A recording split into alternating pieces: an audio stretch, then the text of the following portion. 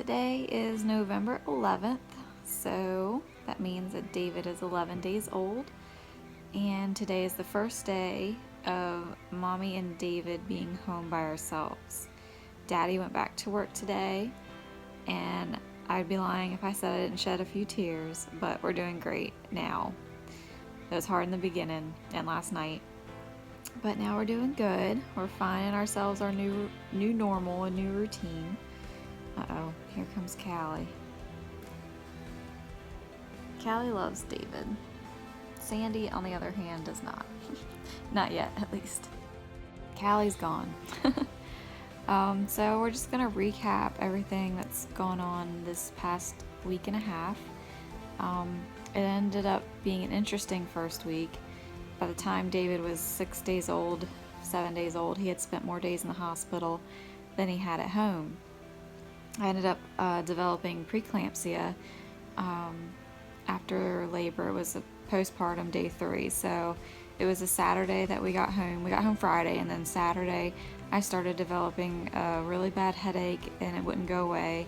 It went on throughout the night, and then Sunday morning around 4 a.m. I checked my blood pressure, and it was really high.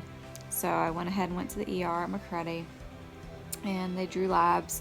And my lab work showed that my liver enzymes were really high, and my blood pressure was high. My headache wasn't going away, so they called up to Easton.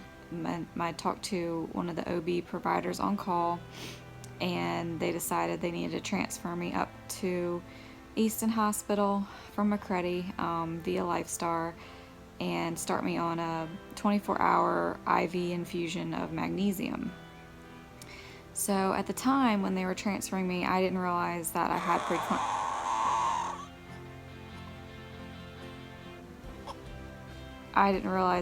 preeclampsia. He doesn't like that. I just thought, I knew I wasn't feeling good. I knew that when I was discharged after having him, they told me signs to look for, one of them being headache. So I said, well, I really don't feel good. Something's not right. It's not going away. So I used my better instincts and decided to go to the ER. They had been monitoring me for high blood pressure all through my pregnancy. And there were 2 or 3 times during my pregnancy after my OB appointments that I had to be sent to the hospital because of my blood pressure, because of certain tests that weren't quite coming up normal. And when I would go to the hospital, they would just monitor me for a few hours and then determine that my lab work looked good and then send me back home, and then closely monitor me again, follow up in like 2 days. So I was technically high-risk pregnancy because of that. I was kind of in denial of it my whole pregnancy, thinking, oh, I don't have anything wrong with me because I'm very healthy.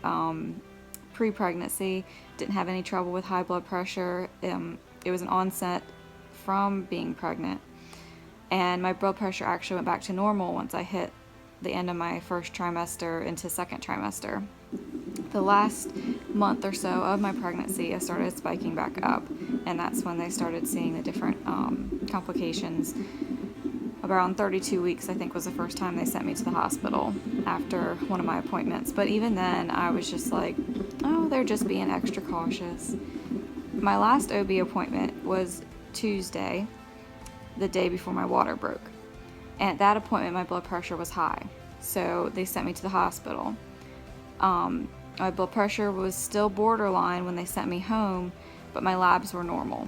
So they said I could either schedule an induction that week or come back in 2 days to the OB office to be remonitored with a non-stress test and another ultrasound. So I didn't like the idea of induction, so I decided to follow up in 2 days. Obviously that didn't happen because that next morning my water broke. My water has officially broke. I think I woke up actually about 15 to 20 minutes ago. But we called the doctor and she said to start getting ready and head on to the hospital. Which in hindsight was a very good thing.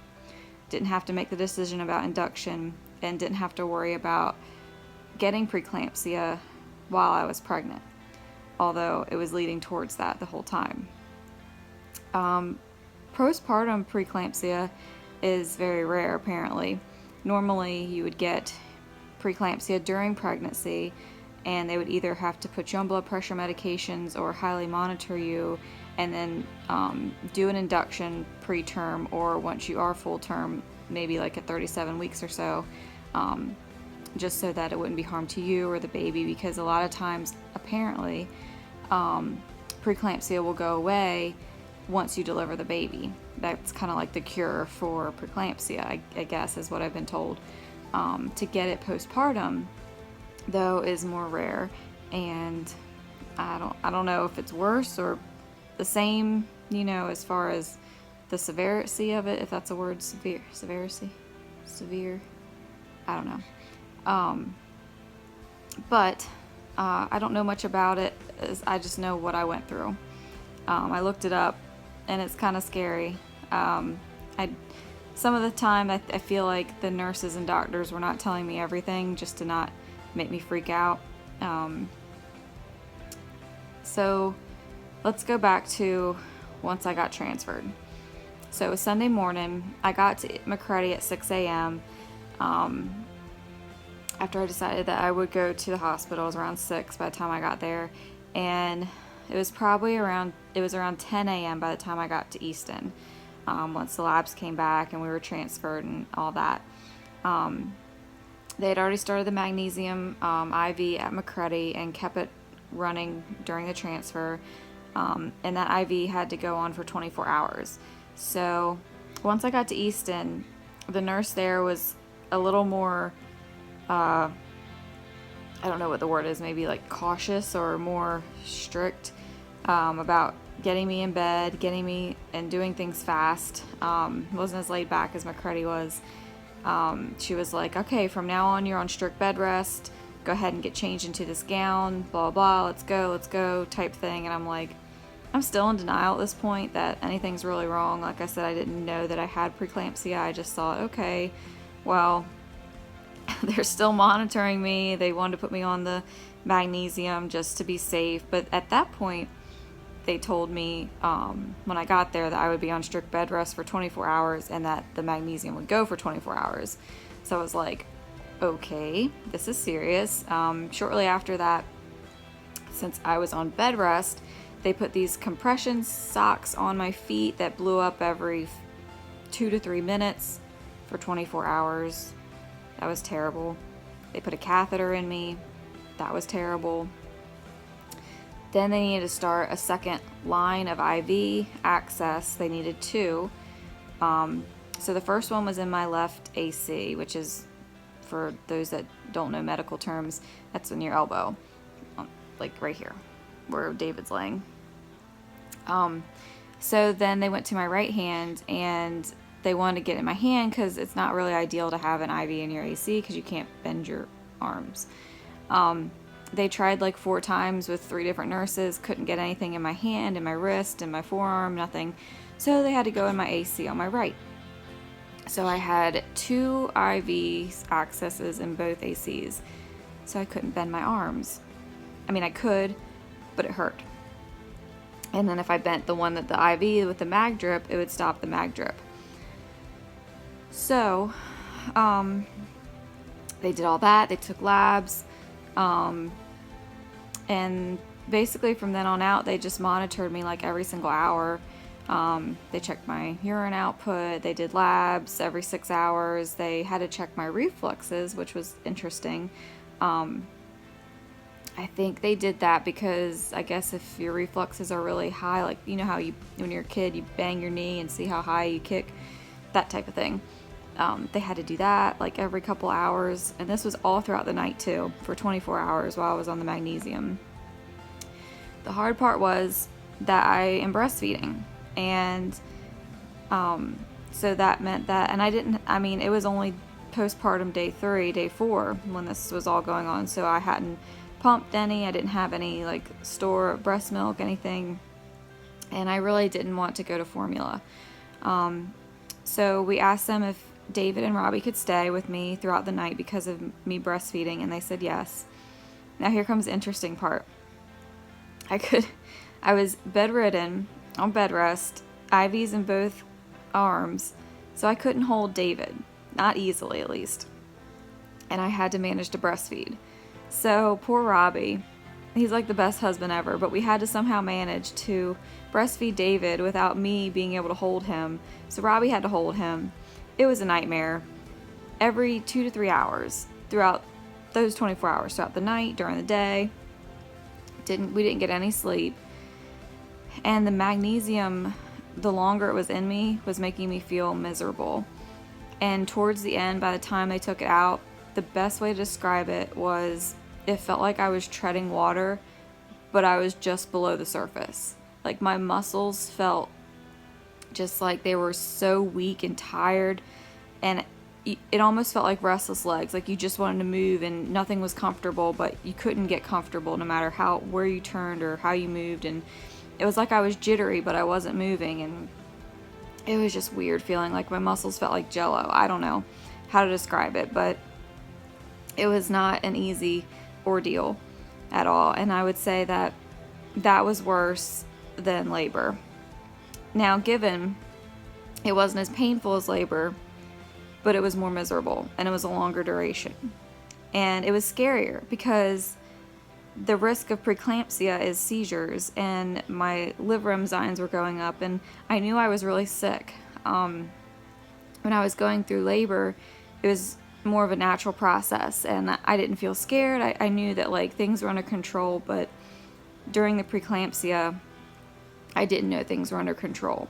I knew that I was in the hospital because my body wasn't reacting right and I was sick, and we didn't know what the outcome was going to be.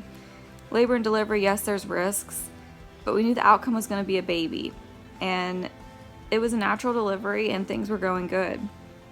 So I would say that the second time in the hospital was much worse than the first.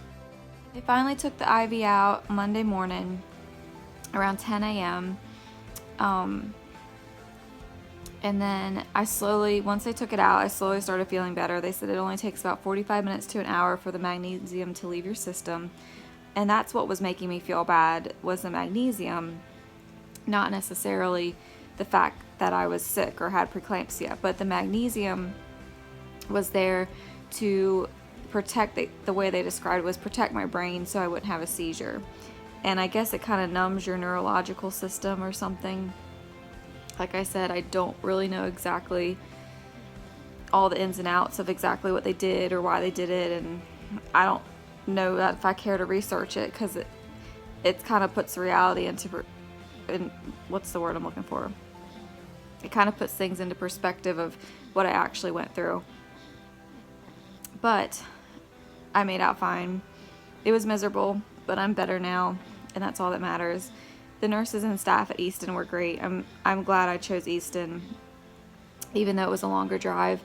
But everything was just great. They were very, very attentive, and they were nice, and it seemed like they truly cared about me and Robbie and our situation. Some of the nurses would just sit in there and talk with us for a couple hours just about, giving us tricks about this being our first child and how to hold him different ways if he's fussy, and just helping us out throughout the whole time. I ended up staying in the hospital another night after the IV was out, so it was 2 more nights, and then we went home on Tuesday afternoon. They kept monitoring me. They had to monitor me for 24 more hours after the IV was taken out, because they didn't want the blood pressure to rise again or my labs to go bad, so they were still doing lab work. They were still checking everything. But things seemed to go good, and my labs were okay. My liver enzymes weren't normal yet, but they were going down. They were looking at different things. I think they talked about my platelets or something. My white cell count was high, or there was a lot of stuff, but it was all blur. If I was in my right mind now when they were talking to me, I would have remembered more and understood more and asked more questions. But even being in the medical field, when you're feeling like that, you're just kind of like, oh, okay, that's fine. You just let them do, I don't know. You're not in your right mind when it's going on. So you're just like, I was so tired. I had no sleep since the Tuesday before. So about a week, I was getting sleep in 2 to 3 hour intervals, which I'm still kind of at that point, but I'm managing it better. I did have a 6-hour stretch once because he went with sleep 6 hours. That was like 2 nights ago, which was amazing. That's the longest stretch I've had in these 11 days, but he's been good. He's feeding every 3 hours, and he'll go right back to sleep. But the hospital ordeal was definitely an interesting process, and it was scary, but we're all good. He's healthy, I'm healthy, and it's a good thing that he did come early, because he came at 39 weeks in a day, and it just makes me wonder, since they were already talking about induction and everything, if I were to have, developed preeclampsia while pregnant, would he have been, would it have been a high-risk delivery? Would I have had to have a C-section? Would he be in distress? Would I be in distress? And none of that happened. Like, my delivery and everything was very natural, and, nothing, no complications during it. They obviously monitored us very closely and made the necessary changes during delivery. Like, they put me on oxygen at certain points and just made sure that he was okay. They watched him very closely because of my blood pressure, but everything was fine and there was no worry there. But because of developing preeclampsia afterwards, and that was even before his due date, it makes me wonder if he would have come on his due date, if things would have been different. So I'm just glad that it all worked out. Even though I did get preeclampsia, it definitely, the timing was good and things worked out. It was very hard at the time, but once me and Robbie got home and we're up all night with him, different times, and just being home, we said to ourselves that because of what we went through at the hospital, life at home with a newborn is a piece of cake. Like, because of just having to go through trying to breastfeed without me being able to hold him, and Robbie having to hold him, and just figuring all that out, and me being on bed rest and taking care of him. He was cluster feeding at the time, so it was literally every, hour or so that he would need to feed. And just after going through all that, once we got home, just the little things that people talk about that, it's so hard, it's not hard compared to that. And I guess that gave us a new perspective. And now that we're home, we're doing great. And like, just just being able to be in our own bed made like such a difference. And even still, I'm just like, I'm still in that zone of this is great. Like, life is so good now that we're home and we've got him. And yes, things are hard. Yes, I don't have sleep, but I'm not complaining. Like, it's compared to what we went through, I feel like the three of us could take on the world at this point. But we are thankful, and we know that God was seeing us through. We know that the prayers were definitely being answered, and we were being, protected through that circumstance. But it was definitely interesting. Not many people I know have gone through that, and there's not much, you don't really hear or talk about it, or different things. So those are definitely some leaps to go through. But we're thankful that we made it out good, and the outcome was good, and we are both healthy now. I'm still on blood pressure medications for about 2 more weeks. At a follow-up appointment, and they just want to keep me on it because they said it could go back up, and they want to just monitor it with medication for now. But they said it was all onset because of pregnancy, and so they're saying that because of that, once I guess my hormones regulate, or once whatever, it should go away on its own, the blood pressure, and I'll be back to normal, my healthy self, and things will be good.